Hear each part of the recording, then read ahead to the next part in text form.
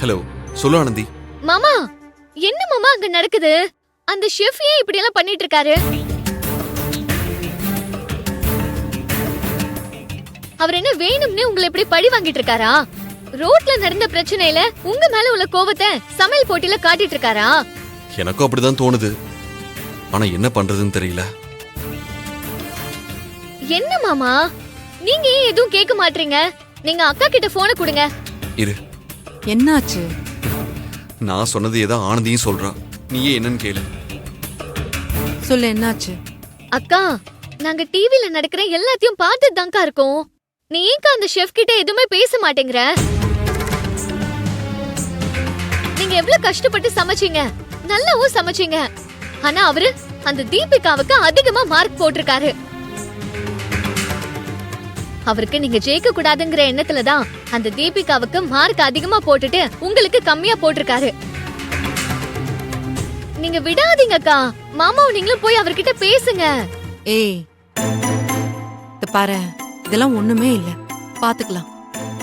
இதுக்கெல்லாம் சண்டையெல்லாம் போட்டுட்டு இருக்க முடியாது, புரியுதா? நான் சண்டை போட சொல்லலக்கா, நீங்க போய் நிதானமா கேளுங்கன்னு தான் சொல்றேன். போன் எப்படி கொடு. இந்தாமா. கையல், நீ கோவப்பட தேவையில்ல. அதே சமயம் நீ அமைதியாவே இருந்துட கூடாது. அவர் கூட ஏற்கனவே நடந்த பிரச்சனைய பேசி முடிக்க பாரு கையல். நடந்த பிரச்சனைக்கெல்லாம் அவர்கிட்ட மன்னிப்பு கேட்டுடு. இல்லனா நீ எவ்வளவு கஷ்டப்பட்டாலும் அவர் உன்னை ஜெயிக்க விட மாட்டாரு. ஆமா, இப்ப நீங்களாம் ஏன் இவ்ளோ டென்ஷன் ஆயிட்டு இருக்கீங்க? இது ஒரு பிரச்சனையே இல்ல, நாங்க பாத்துக்கிறோம். அம்மா, இங்க பாருமா, மன்னிப்பு கேக்குறதுனால எனக்கு ஒண்ணும் இல்ல. ஆனா தப்பு பண்ணாம மன்னிப்பு கேட்கதான் என் மனசு ஏத்துக்கல. அம்மா, தப்பு நம்ம மேலதானே, அவருதான் நம்மள தப்பா புரிஞ்சுக்கிட்டு அந்த கோவத்துலதான் இப்படி எல்லாம் நடந்துக்கிறாரு. பாத்துக்கலாம், நீங்க பயப்படாதீங்க. அவரால என்ன முடியுமோ அவர் பண்ணட்டும். தப்பு நம்ம மேல இல்ல, அது நமக்கு தெரியும், அது கடவுளுக்கும் தெரியும். நாம நேர்மையா போட்டியில கலந்துகிட்டோம். அந்த நேர்மைக்கும் உழைப்புக்கும் என்ன நமக்கு கிடைக்கணுமோ அது கிடைக்கும். அவர் இந்த போட்டியில ஒரு ஜட்ஜ், அவர் கடவுள் இல்ல. நமக்கு என்ன நடக்கணும்னு ஆண்டவன் முடிவு பண்ணியிருக்கானோ அதுதான் நடக்கும். அது யார் தடுத்தாலும் நடக்கதான் போகுது. நான் பயப்படுறதெல்லாம் இந்த போட்டியை நினைச்சு இல்ல. இந்த போட்டியில ஜெயிக்காம போயிட்டேன்னா நான் மூர்த்திக்கு ஹோட்டல் வச்சு கொடுக்கணும்னு நினைக்கிறது நடக்காம போயிடுமோன்னு தான் பயமா இருக்கு. என்ன நடந்தாலும் எவ்வளவு கஷ்டம் வந்தாலும் எப்படியாவது போராடி ஜெயிச்சிடணும். மூர்த்திக்கு நான் சொன்ன மாதிரி ஹோட்டல் வச்சு கொடுக்கணும். அது மட்டும்தான் இப்ப என் மனசுல ஓடிட்டு இருக்கு.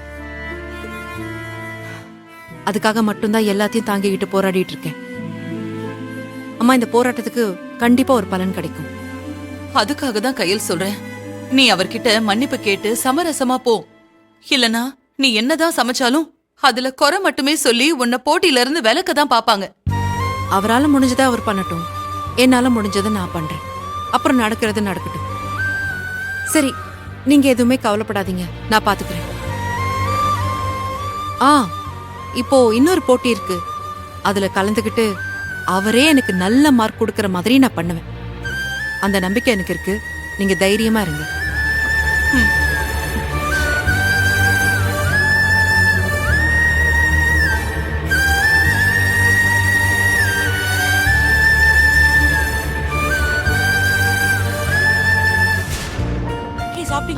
சாப்பிட்டேன். Hi chef. வாமா தீப்தி, உட்காரு. டீ காஃபி ஏதாவது சாப்பிடுறியாமா? இல்ல ஷெஃப், சாப்பிட்டு தான் வந்தேன். ஓகே, அடுத்த போட்டிக்கான ப்ரிப்பரேஷன்லாம் ரெடி ஆயிட்டு இருக்கா? ஷெஃப், எல்லா ப்ரிப்பரேஷனும் பர்ஃபெக்ட்டா போயிட்டு இருக்கு. இன்னும் கொஞ்ச நேரத்துல ஸ்டார்ட் பண்ணிடலாம் ஷெஃப். ஓகே. ஷெஃப், நீங்க தப்பா எடுத்துக்கலன்னு உங்ககிட்ட ஒரு விஷயம் கேட்கலாமா? என்ன விஷயம் சொல்லுமா? இல்ல ஷெஃப், உங்களுக்கும் கையலுக்கும் ஏதாச்சும் பர்சனல் ப்ராப்ளம் இருக்கா? நானும் காம்படிஷன் ஸ்டார்ட் ஆனதுல இருந்து நோட் பண்ணி தான் ஷெஃப் இருக்கேன். கையல் மேல உங்களுக்கு ஏதோ கோவம் இருக்கிற மாதிரியே இருக்கு. இது நீங்க உங்களுக்கு கொடுக்குற மார்க்லயே நல்லா தெரியுது ஷெஃப். உங்களுக்கும் அவங்களுக்கும் என்ன பிரச்சனைன்னு எனக்கு தெரிய வேண்டாம்.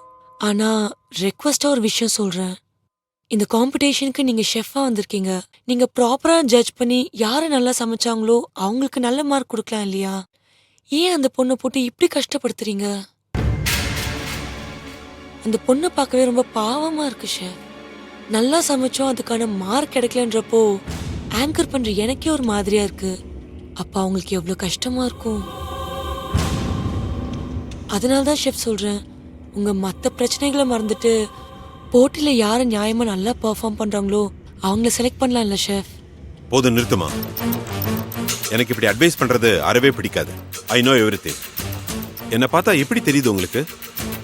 வெஞ்சன்ஸ் வச்சு பழி வாங்குறவ மாதிரி ஐயோ தெரியுதா? இல்ல ஷெஃப், நான் அப்படிலாம் சொல்ல வரல. நீ எதுவும் சொல்ல வேண்டாம். யார் சொன்னது எனக்கும் அந்த பொண்ணுக்கும் பர்சனல் ப்ராப்ளம் இருக்குன்னு? அதை வச்சுதான் நான் உங்களுக்கு கம்மியான மார்க் கொடுக்கறேன்னா? இல்ல ஷெஃப், யாரும் அப்படி சொல்லல. எனக்கு தோணுச்சு, அதனால தான் நான் அப்படி சொன்னேன். உங்களுக்கு தோணுதுங்கிறதுக்காக ஏன் டெசிஷனை தப்புன்னு சொல்வீங்களா? இல்ல ஷெஃப், அது நான் ஒன்னும் வேணும்னு அப்படி பண்ணல. வீணா என் மேல இப்படி ஒரு பழியை போட்டு கெட்ட பேர் உண்டு பண்ணாதீங்க. எனக்கும் கையிலுக்கும் என்ன சொத்து தகராறா? இல்ல 2 ஊர் பிரச்சனையா? இல்ல just I am doing my job. எனக்கு யாரு பெர்ஃபெக்ட்டா பங்க்சுவலா யார் அப்ரோச் பண்றாங்கன்னு பார்த்து தான் நான் செலக்ட் பண்றேன். இந்த உலக அழகி போட்டியை பார்த்திருக்கீங்களா? அதுல எப்படி செலக்ட் ஆறாங்க, எப்படி செலக்ட் பண்றாங்கன்னு உங்களுக்கு தெரியுமா? அழகா இருந்தா மட்டும் போதுமா? அப்படிலாம் கிடையாது. அதுக்குன்னு சில குவாலிட்டிஸ் இருக்கு. அது மட்டும் இல்லாம ஒரு படத்தை ஆஸ்காருக்கு அனுப்பணும்னா அதுக்கும் சில குவாலிட்டிஸ் இருக்கு. அதே மாதிரி குக்கிங்ல டேஸ்டா சமைக்கிறது மட்டும் குவாலிட்டி கிடையாது. நிறைய விஷயங்கள் இருக்கு அதுக்குள்ள.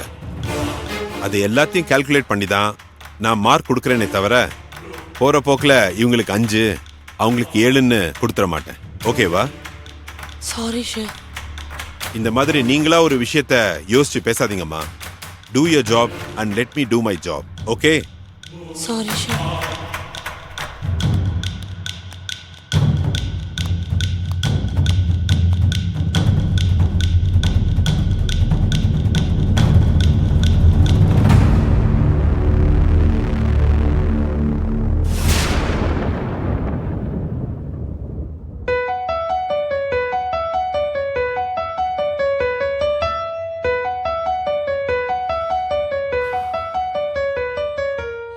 எழில், ஆ? நீ ஏன் பசியோட உட்காந்துருக்க? நீ போய் சாப்பிடு. இல்ல வேண்டாம் கையில், எனக்கு பசிக்கல. ஏன் பசிக்கல? உனக்கு ஏன் பசிக்கலையோ அதே தான் எனக்கும். உன் மனசு கஷ்டப்படும் போது என்னால மட்டும் எப்படி சாப்பிட முடியும்?